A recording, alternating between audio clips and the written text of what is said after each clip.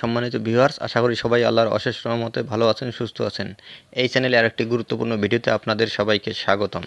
আজকে আলোচনা করব 18তম নিবন্ধনের প্রিলির ফল প্রকাশ নিয়ে যা জানালো এনটিআরসিএ। তার আগে চ্যানেলে যারা একদম নতুন তারা অবশ্যই চ্যানেলটি সাবস্ক্রাইব করে পাশে থাকা বেল আইকনটি প্রেস করে দিন। আর যারা ইতিমধ্যে সাবস্ক্রাইব করেছেন তাদেরকে জানাই অসংখ্য ধন্যবাদ। 18তম নিবন্ধনে প্রিলির ফল প্রকাশ নিয়ে যা জানালো এনটিআরসিএ। 18তম শিক্ষক নিবন্ধনে প্রিলিমিনারি পরীক্ষার ফল তৈরির কাজ চলছে। ফল প্রস্তুত হয়ে গেলে সভা করে ফল প্রকাশের তারিখ নির্ধারণ করা হবে।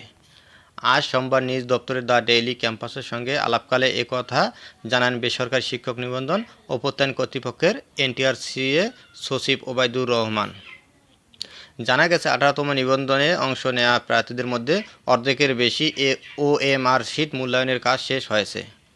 অবশিষ্ট ওএমআর সিটগুলো দ্রুত মূল্যায়ন করা হচ্ছে। মে মাসের প্রথম সপ্তাহে ফল তৈরির কাজ শেষ হবে বলে আশা করেছে এনটিআরসিএ।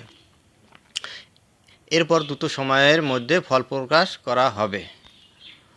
কবে নাগাদ 18তম শিক্ষক নিবন্ধনে প্রিলিমিনারি পরীক্ষার ফল প্রকাশ করা হতে পারে এমন প্রশ্নের জবাবে এনটিআরসিএ সচিব বলেন, এটি নির্দিষ্ট করে বলা মুশকিল। আমরা কাজ করছি, মে মাসের মধ্যে প্রিলিমিনারি পরীক্ষার ফল প্রকাশ করা হবে। সামাজিক যোগাযোগের মাধ্যমে ফল তৈরির কাজ শেষ 6 লাখের বেশি প্রার্থী উত্তীর্ণ হয়েছেন বলে খবর ছড়িয়েছে। এর কোনো সত্যতা আছে কি না এমন প্রশ্নের জবাবে তিনি আরও বলেন, ফেসবুকে তো 28 এপ্রিল ফল প্রকাশ করা হবে বলে খবর ছড়িয়েছে। ফেসবুকে কারা এ ধরনের তথ্য ছড়ায় তা আমাদের জানা নেই, তবে এসব তথ্যের কোনো সত্যতা নেই। এর আগে গত 15 মার্চ 18তম শিক্ষক নিবন্ধনের স্কুল সমপর্যায় ও স্কুল পর্যায় 2 এর প্রিলিমিনারি পরীক্ষা অনুষ্ঠিত হয়েছে। এদিন সকাল 9:30 থেকে 10:30 পর্যন্ত দেশের 8টি বিভাগের 24টি জেলা শহরে এ পরীক্ষা অনুষ্ঠিত হয়।